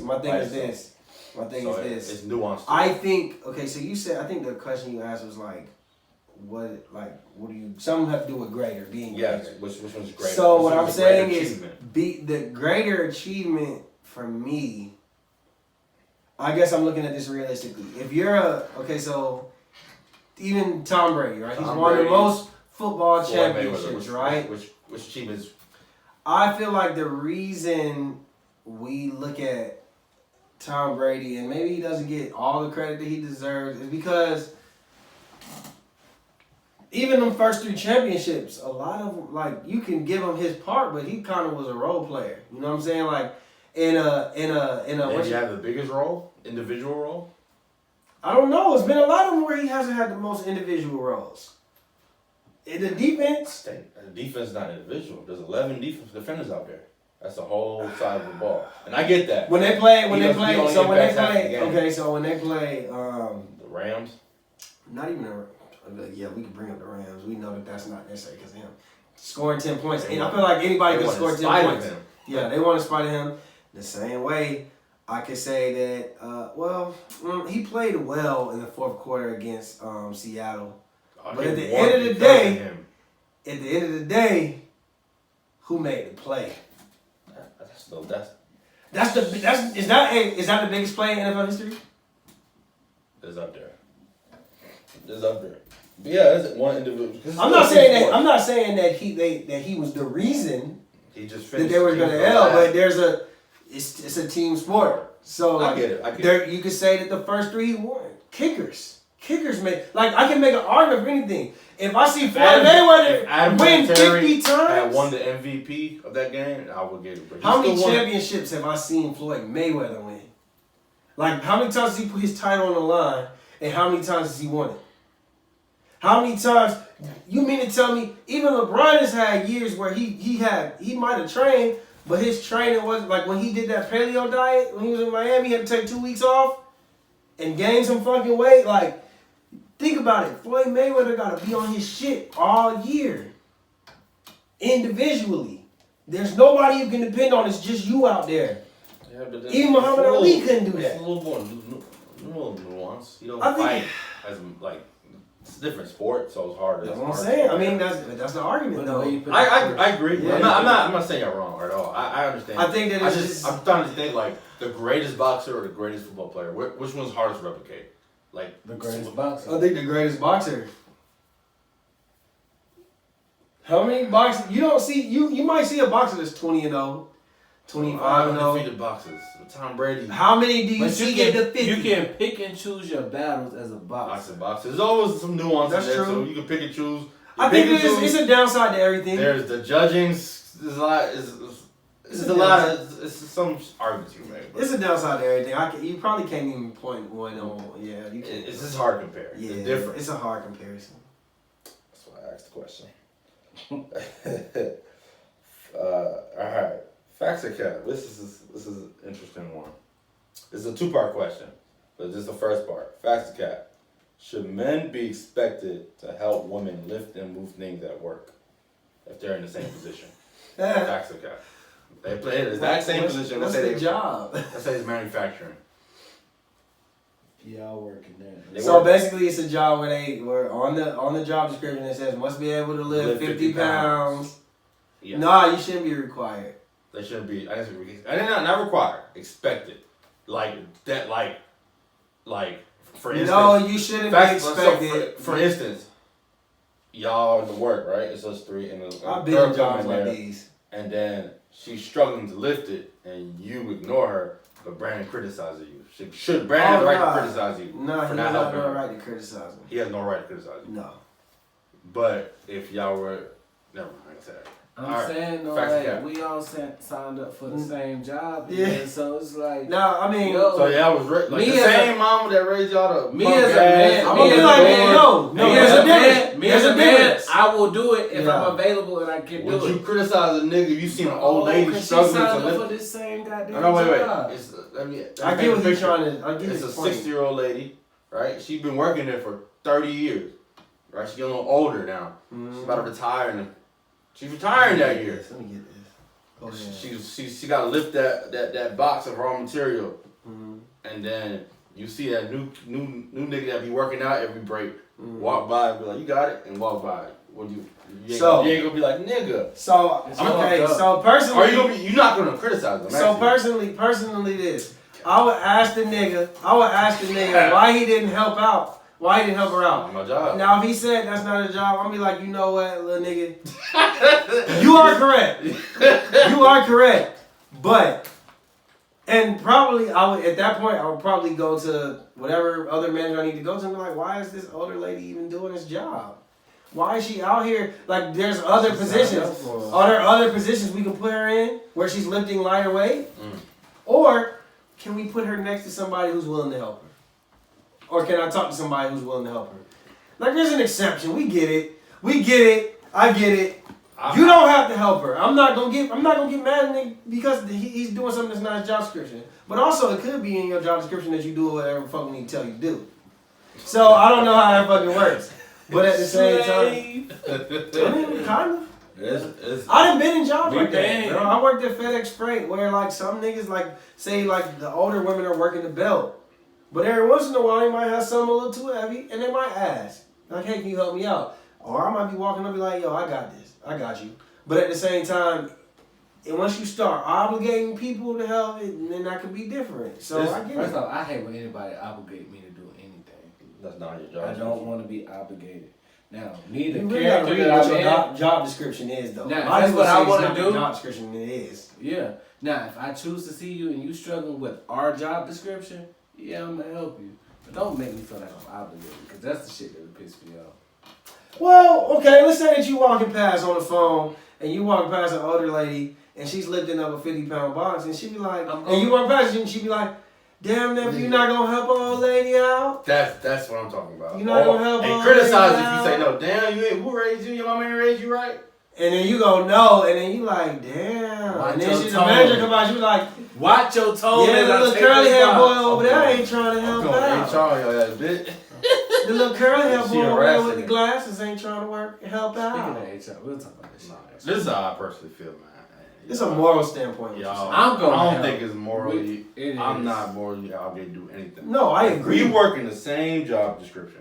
That's And we have the fact. same thing. I don't give a fuck if you're 9 years old, if you're 3 years old. If you're not able to do that job, you don't need to be in that position.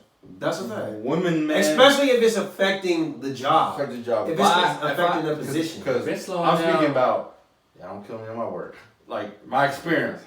I've seen it where it comes to a point where You're slowing shit down. it comes almost unfair. It's like Yeah. the dudes end up doing more work. No, that's a So fact. it become clerical work where it's not even something their job. The girls end up doing it. The guys always end up doing the more work. And it's like just because they're guys. So this is how I feel. I agree with The that. second part of the question is, if that's going to be the expectation, then men should get paid more.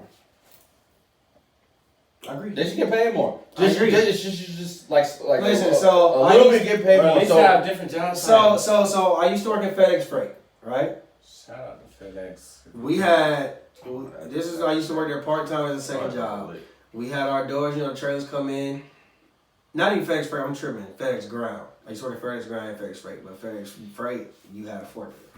FedEx Ground, you was lifting shit out of the trailer by hand and you throwing it on the line and it's going up or whatever, right?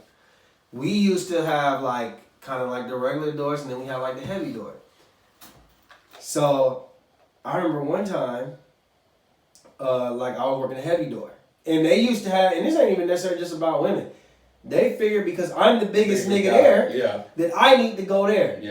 Yeah. I fucked my back up, lifting up tires. Yeah. Mind you, everybody else, even women, is 2 people in there at a time. Yeah.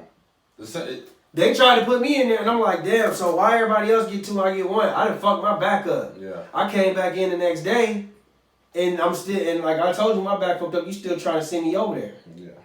I agree. Just because it's somebody a frail little guy, Yeah. we gotta push. Nah, man, send me somebody over here to help. If he can't do the job, he can't do the job. If she Yeah. can't do the job, she shouldn't be there. Or if the requirement is 2 people at a door and Or just one, then Don't just because I'm big, you gonna Yeah. say that. Hey, It's not fair. y'all might as well send these niggas to sit behind a desk like me. Give us one more. I got man. one more, man. Give us one more. This is based on real events. We can go to the real events and see if I catch it. Facts or cap? Should millionaires, professional sport millionaires, complain about fairness or unfairness from billionaires? Talking about Draymond Green. Facts or cap? Was Draymond Green right? Or do you sympathize or empathize with Draymond Green? Facts or cap? The only problem I had against Draymond Green was the fact that that's not his organization. He didn't know the inner workings of how the shit worked.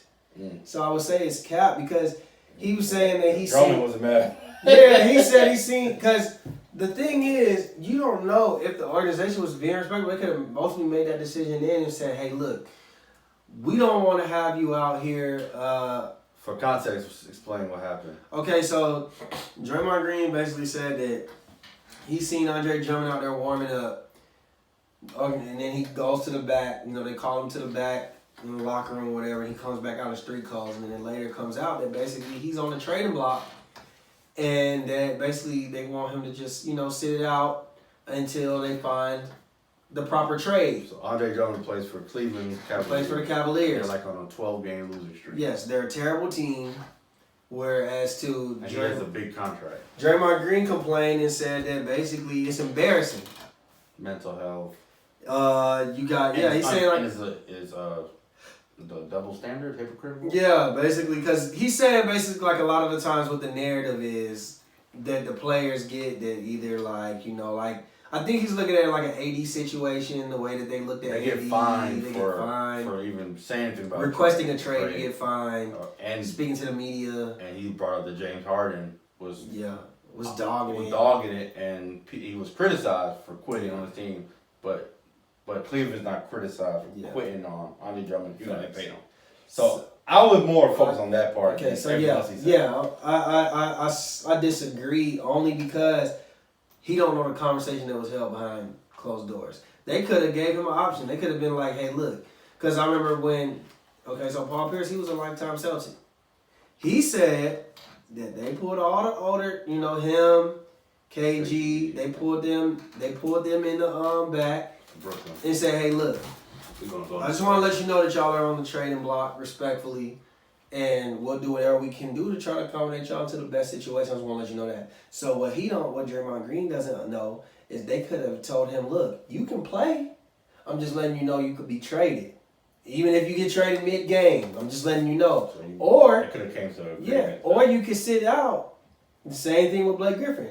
Y'all could sit out and, until we figure something out. That's what it is. Now, mind you, it wasn't like they disrespected them in the media. They literally put out that Blake Griffin and Andre Drummond are both sitting out until the teams find another trade. So, do I find that disrespectful? Do I find it embarrassing? No. Do you find it hypocritical? Or I think that the media is it fair? Is it fair for them to do that? Is it fair? Is it fair for them to do that and James Harden? Well, you gotta ask yourself at a real job. If they tell you, hey, we're still gonna pay you if you go sit out for 2 weeks until we find another department to transfer you at. Can't wait. You gonna sit your ass down and be cool. Now, if you be like, I demand that I get somewhere else and I'm not coming to work until then, well, nigga, you putting your own job in jeopardy and that's your own stupidity. So at the same time, you could say that it's embarrassing or you can call it what it is, but if you look at it as far as a real term, real jobs, like we compare it to a real job, I'd rather get paid to sit down and do nothing than to demand some shit and now I'm jeopardizing my pay. B, how do you feel about millionaires complaining about billionaires? Do you think they have, we all are not millionaires, we're all around 100,000 not that I know of. How do you feel about millionaires complaining about billionaires? They have the same right to complain? You can complain. Do you feel sorry for them? If you see somebody get... That's the real question. That's the real question. Do you be like, man, shut up? That's the next time bracket up. Yes, I do. I feel like you have the same argument that I have to argue with my boss. My boss or my bosses.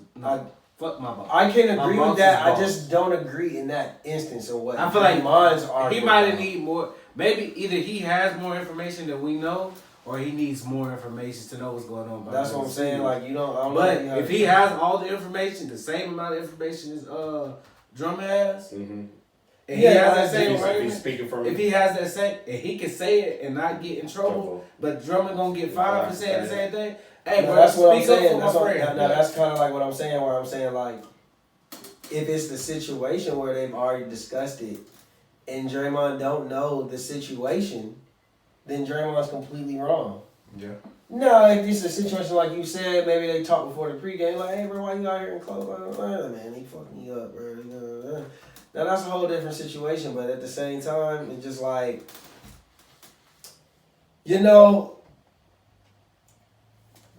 I agree with that you should be able to complain, but I don't, just because you're the millionaire doesn't mean that I always agree with you. And I think that's a stance that a lot of people take. I think it's just with the NBA players, man. It's any really sports, like people forget they have something called collective bargaining. Yeah, y'all agree with this. Everything y'all talk about, the fairness, y'all agree the with fines, this. y'all talk to your representation, and next time y'all go, that's what you need to argue about. If you want to say, hey, look, I want to be able to demand a trade and not get fined. That's it. Bargain about that shit. In the middle of the season, you talking about something that's not fair, it's not fair. If you talking about like the media portrayal, y'all, maybe, but just in fact, the owners. And that's why I think that's why I think a lot of the time that the signal is misconstrued because it might not. And don't get me wrong, we know how these owners is. But I'm not saying that the owners. Now, one thing I do agree, put like this. Draymond once said, now this is another thing like where he complained about, and I agree with that. He said that basically the owners sit in the booth together during the games, they drink together, they bet together, and nobody has an issue.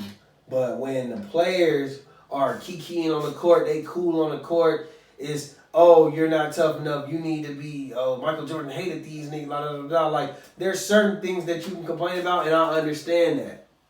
This particular one, I don't really agree with that, because it's just like... That's more narrative versus rules and establishments. Yeah. Are we complaining about narratives, or are we complaining about basically like the law? You know what I mean? Yeah. So... yeah, but there we go, man. Facts and Cap, episode 35. Y'all look out. Blah. Facts and Cap 2 on the Cash App. Hey. We might be doing another giveaway soon. Y'all look out for that. We might be going live soon. Y'all look out for that. Hey, fuck with me. I'm about to make a reaction page, y'all, on YouTube. So, yeah, you know, I'm still Facts and Cap. I'm promoting that, too. On the page. I want everybody to follow me. But look at my page. I'll let y'all know when it's dropping sometime. Follow my boy. We out. Let's get it. What?